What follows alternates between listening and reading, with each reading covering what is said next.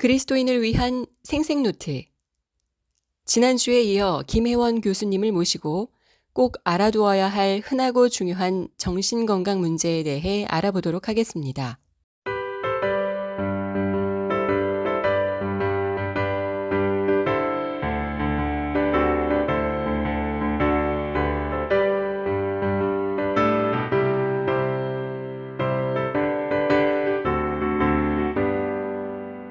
하나님의 나팔 소리 천지진동할 때에 예수 영광 중에 구름 타시고 전사들을 세계 만국 모든 곳에 보내어 구원받은 성도들을 모으리.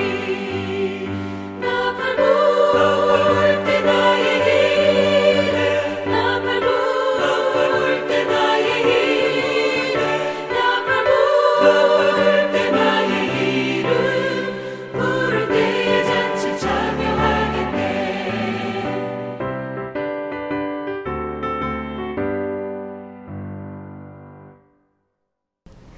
안녕하세요. 한 주간 여러분의 수면 위생은 양호하게 유지되셨나요? 네, 오늘은 그리스도인을 위한 생생노트 두 번째 강의, 꼭 알아두어야 할 흔하고 중요한 정신건강 문제 두 번째 시간을 하겠습니다. 네, 지난번에 제가 함께 살펴볼 흔한 정신건강 문제로 불면과 불안, 우울 중에 불면을 말씀드렸는데요. 그래서 오늘은 불안과 우울에 대해서 말씀드리겠습니다. 먼저 불안에 대해서 말씀드리겠습니다. 불안에 대해서 이제 이야기를 할 때 같이 생각해 볼 몇 가지 개념들이 있습니다. 이제 공포와 불안이 어떻게 다른 것인지를 먼저 말씀드리려고 하는데요. 이 부분은 조금 학술적인 내용이긴 해서 아주 자세히 아실 필요는 없지만 이제 이런 개념을 아시면 좋을 것 같습니다. 그래서 흔히 이제 공포라고 하는 것은 임박한 그리고 실제적인 어떤 위험이 다가올 때 느끼는 정서적인 반응을 이제 공포라고 하고요. 그럼 불안은 아직 닥치거나 아직 실제적으로 느껴지는 것은 아니지만 미래에 닥칠 위험을 예상하고 생각하는 것에서 느껴지는 정서적인 반응을 이제 불안이라고 할 수 있습니다. 즉 이제 어떤 위험이 실제 눈앞에 있을 때 느끼는 것은 공포라고 할 수 있고요. 그것을 이제 상상하거나 예상할 때 느끼는 반응은 불안이라고 할 수 있습니다. 이제 불안을 말씀드릴 때 같이 아시면 좋을 것이 공황발작이라는 것인데, 요즘 공황장애라는 것이 흔하다는 것 때문에 많이 들어보셨을 것 같습니다. 이제 공황발작은 갑작스럽게 발생하는 극도의 공포감으로 몇 가지 증상이 이제 동반이 되는데요. 예를 들면 가슴이 두근거린다든지, 온몸이 떨린다든지, 또 숨을 잘 쉬기 어렵다든지, 그리고 죽을 것 같은 느낌이 든다든지 하는 것을 공황발작이라고 합니다. 이 공황발작은 공황장애에서 이제 주로 나타나는 증상이긴 하지만 꼭 공황장애가 아니더라도 불안이 매우 다른 불안 장애에서도 같이 이제 굉장히 극대화된 어떤 불안 발작으로 나타날 수도 있기 때문에 공황장애와 더불어 이제 이런 것들을 좀 알아두시면 좋을 것 같고요. 오늘 말씀드릴 내용은 조금 더 일반적인 불안에 대해서 말씀드리겠습니다. 불안이 이제 어떤 것인지 자세히 말씀드리는 것보다 불안의 이제 자가 검진을 할 수 있는 내용들을 한번 같이 살펴보겠습니다. 혹시 여러분 최근 2주 정도 사이에 다음 이제 말씀드리는 문제들로 인해 힘드셨던 적은 없는지 한번 지금 같이 생각해 보시면 좋겠습니다. 첫 번째는 긴장감이나 불안, 초조감을 느낀 적이 없으셨는지, 두 번째는 걱정이 너무 많아서 걱정하는 것을 멈추거나 통제할 수가 없는 경험은 없으셨는지, 그리고 세 번째는 걱정해야 될 만한 일이 아닌 너무 많은 여러 가지 일에 지나치게 걱정하시지는 않는지, 예를 들면 비가 오면 비 오는 것에 대해 걱정하고, 해가 나면 해가 나는 것에 대해 걱정하고, 걱정할 일이 아닌데도 걱정하는 이런 이제 것을 말씀드리는 것입니다. 또 네 번째로는 몸이 굉장히 긴장되어 있고 이 긴장을 쉽게 풀지 못하는 그런 경험은 없으신가요? 이런 것들 한번 생각해 보시고, 또 다섯 번째로는 안절부절 못하고 가만히 있을 수 없는 경험을 혹시 하시지는 않는지 또 한번 생각해 보시면 좋겠습니다. 그리고 또 6번째로는 쉽게 짜증을 평소보다도 쉽게 짜증을 내고 짜증낼 만한 일이 아닌데도 짜증을 내는 경험은 없으셨는지 또 생각해 보시면 좋겠습니다.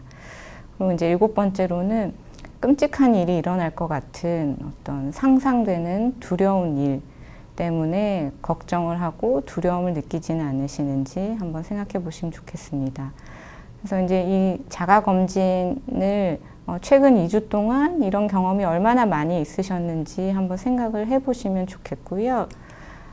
만약에 이러한 경험들이 일주일에 며칠 이상 계속 반복될 경우에는 의사를 만나보시는 게 좋을 정도의 불안을 느끼고 있다는 지표가 될 수 있습니다. 이제 이것 자체가 어떤 의사의 진단이나 면담을 대신할 수는 없기 때문에 이런 자가검진 툴을 통해서 혹시 본인이 평소에 가지고 계신 힘든 증상들을 이 속에서 발견하실 수 있다면 이건 한번 의사를 만나보는 기회로 삼으시면 좋을 것 같습니다. 이 뜻은 불안이 정상적인 수준보다 조금 높다는 뜻이 될 수 있기 때문에 얼른 원인을 찾아서 해결하는 것이 필요할 것 같습니다. 그래서 이제 불안의 치료는 이제 여러 가지 치료가 있을 수 있지만 크게 인지행동 치료와 약물 치료 두 가지로 말씀을 드릴 수 있을 것 같은데요. 인지행동 치료는 이제 구체적으로 이걸 다 지금 말씀드리기엔 또 여러 가지 방법들이 있고 불안 안에서도 뭐 공황 장애에 해당되는 그 인지행동 치료 또 다른 사회공포증에 대한 치료 이런 것들이 다 달라서 구체적인 방법을 다 아실 필요는 없지만 어떤 불안에 대해서 생각하고 반응하는 행동을 주로 타겟으로 하는 치료 방법이다 이렇게 생각하시면 되고 혹시 의사의 도움이 필요해서 의사를 만나게 될 경우 이런 이제 인지행동 치료를 의사와 함께 하시게 될 수도 있습니다.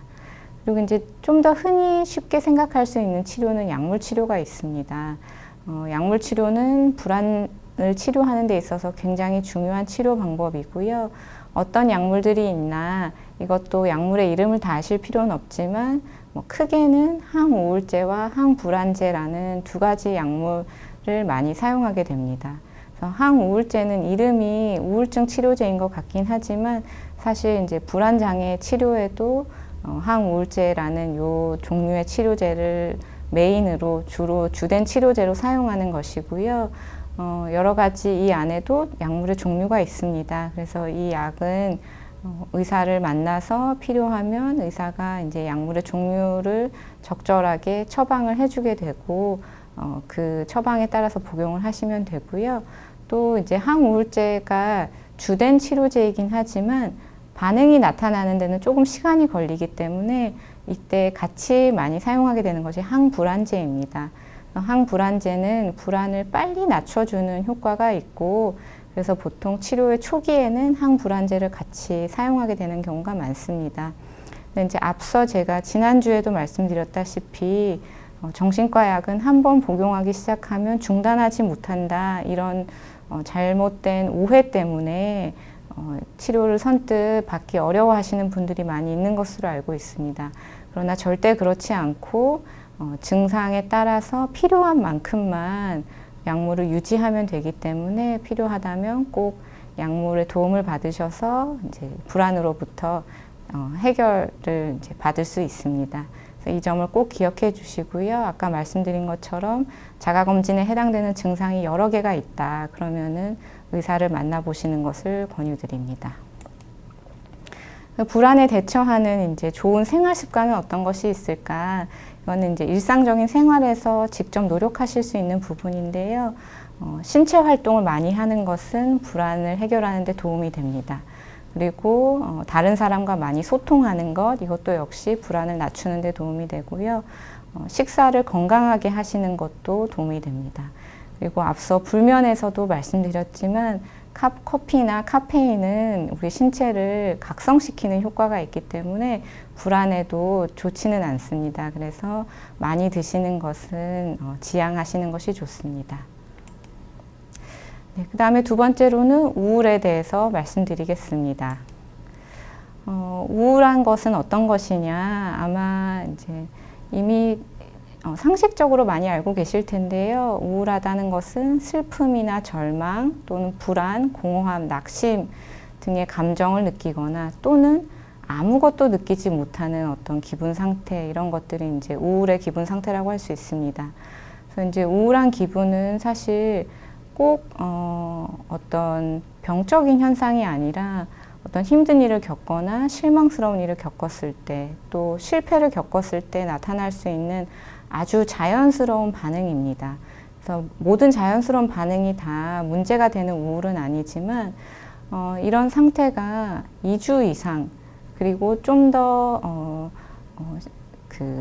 일상생활에도 영향을 주는 정도로 2주 이상 계속 지속될 경우에는 도움이 필요한 우울증일 수 있다는 점을 알아두시면 좋겠습니다. 그럼 이제 우울증의 증상은 너무나 많은 다양한 증상들이 있어서 이 중 이제 일부가 있을 수도 있고 여러 가지가 조합되어 있을 수도 있는데, 예를 들면 이제 가장 기본이 되는 것은 슬프거나 이제 눈물이 날 것 같은 어떤 기분 상태, 저하된 기분 상태가 있고요. 또 작은 일에도 짜증이나 분노, 어떤 좌절감을 느낀다든지, 그리고 모든 일에서 흥미나 즐거움을 못 느끼는 것, 이런 것들이 굉장히 중요한 우울증의 증상 중에 하나라고 할 수 있습니다. 그래서 평소에는 즐겁게 보던 책도, 그리고 어떤 다른 사람과의 대화를 즐겁게 나누던 것에서 느끼던 기분 좋은 감정도 더 이상 느낄 수 없다면 그것은 이제 우울증의 증상일 수 있습니다. 또 그 밖에 이제 여러 가지가 있을 수 있는데요. 잠을 잘 못 주무시거나 너무 많이 주무시거나, 또 입맛이 없어서 체중이 많이 줄어들거나, 혹은 평소보다 너무 많이 드시거나, 뭐 이런 여러 가지는 다 우울증의 증상일 수 있기 때문에 이런 것들이 이제 지속될 경우 그냥 지나치지 마시고 한번 생각해 봐 주시면 좋겠고, 또 중요한 것은 마지막에 있는 죽는 것에 대해서 자주 생각하게 된다. 그러면은 이것은 조금 심각한 우울함의 증거일 수 있습니다. 그러니 이런 것들을 결코 가볍게 보시지 마시고, 주변에서도 이런 것을 경험하는 사람들이 있다면 관심을 가지시고 살펴봐 주시기를 바랍니다. 우울도 마찬가지로 자가검진을 한번 해보겠습니다. 역시 마찬가지로 최근 2주 동안 이런 문제들로 힘드신 적은 없었는지 한번 살펴봐 주시고, 앞서 말씀드린 우울증의 증상과 비슷합니다. 첫 번째, 매사에 흥미나 즐거움이 거의 없는 상태가 지속되시진 않는지, 두 번째, 기분이 가라앉거나 우울하거나 희망이 없다고 느끼시진 않는지, 그리고 세 번째, 잠들기가 어렵거나 자주 깨거나 뭐 이런 이제 수면과 관련된 문제, 또 네 번째, 피곤하다고 느끼거나 기운이 너무 없는 경우, 다섯 번째, 식욕이 줄었거나 혹은 너무 많이 먹게 되거나, 그리고 여섯 번째, 스스로를 실패자로 여기고 내가 다른 사람들을 실망시켰다고 그렇게 생각하게 되는 경우, 또 일곱 번째, 어떤 신문을 읽거나 TV를 보는 것과 같은 아주 일상적인 가벼운 일에도 집중하기 어려운 상태, 또 여덟 번째, 다른 사람들이 옆에서 보기에 말과 행동이 너무 느려졌다고 느낄 정도로 느려지거나, 또는 안절부절 못해서 가만히 있지 못해서 계속 왔다 갔다 하게 되는 그런 이제 상태가 지속되는 것. 그리고 아홉 번째, 차라리 죽는 것이 낫겠다고 생각하거나 어떻게든 자해나 위험한 행동을 하려고 하는 생각을 자꾸 하게 되는 것. 이런 것들이 혹시 최근 2주 사이에 여러 차례 경험한 적은 없으신지 한번 살펴보시면 좋겠습니다. 이것도 마찬가지로 일주일에 며칠 이상 이런 문제가 계속될 경우는 의사를 만나보는 것이 좋겠다는 위험 사인일 수 있습니다. 그래서 스스로 한번 이 점을 살펴보시면 좋겠고요. 우울의 치료도 불안과 비슷합니다. 근데 이제 우울의 치료는 사실 약물 치료가 조금 더 중요하다고 생각되어서 약물 치료를 먼저 이제 보여드리는데요. 이 약물 치료의 핵심은 항우울제입니다. 그래서 우울증의 어떤 치료의 가장 근간이 된다고 할 수 있고요. 항우울제는 이제 여러 가지 종류가 있다는 것을 앞서 말씀드렸고, 약마다 조금의 특성이 다르기 때문에 어떤 개인이 경험하는 증상의 특성에 따라서 적절한 약을 의사가 처방을 하게 되고 이 약을 복용하는 것이 우울증 치료에 굉장히 중요합니다. 또 마찬가지로 인지행동 치료라고 해서 우울증에서 흔히 경험하는 생각이나 또 하게 되는 행동을 타겟으로 하는 치료가 있습니다. 이 치료도 같이 병행하면 더 효과가 좋은 것으로 알려져 있습니다. 마지막으로 이제 중요한 내용을 꼭 말씀드리고자 하는데요. 이런 경우에는 반드시 꼭 의사를 만나셔야 합니다. 이제 더 이상 희망이 없다는 생각이 들 때, 이 생각에서 빠져나오기 위해서는 의사를 만나시는 것이 도움이 되겠습니다. 또는 삶의 무게가 너무 무거워서 더 이상 모래 한 알의 무게만큼도 얹을 수 없을 만큼 무겁게 느껴지시는 경우, 이때도 의사를 만나야 하는 사인일 수 있습니다. 또 한 가지는 우울한 기분이나 어떤 걱정, 불안으로 인해 일상생활에 영향을 받기 시작한다면 이것은 또 의사를 만나보는 것이 필요한 시점일 수 있습니다. 그래서 평소에 어떤 직장에서나 대인관계에서 잘 해오시던 것들을 더 이상 잘 할 수 없게 된 상태가 된다면 이것은 이제 의사가 필요한 단계일 수 있으니 의사를 만나보시기를 권유드립니다. 네. 그래서 제가 오늘 말씀드린 내용은 불안과 우울에 대한 것이었는데요. 스스로 한번 자가검진을 해볼 수 있는 기준들을 말씀드렸으니 그것을 통해서 한번 살펴보시고 이것이 지속될 경우 의사를 만나서 도움을 받으시기를 바라겠습니다. 네, 이상입니다. 오늘의 생생노트입니다.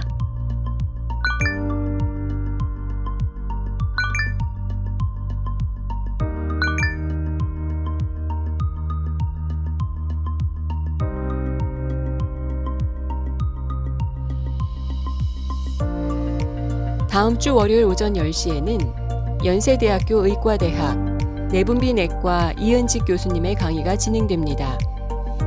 생기 있고 활력 있는 한 주 보내세요.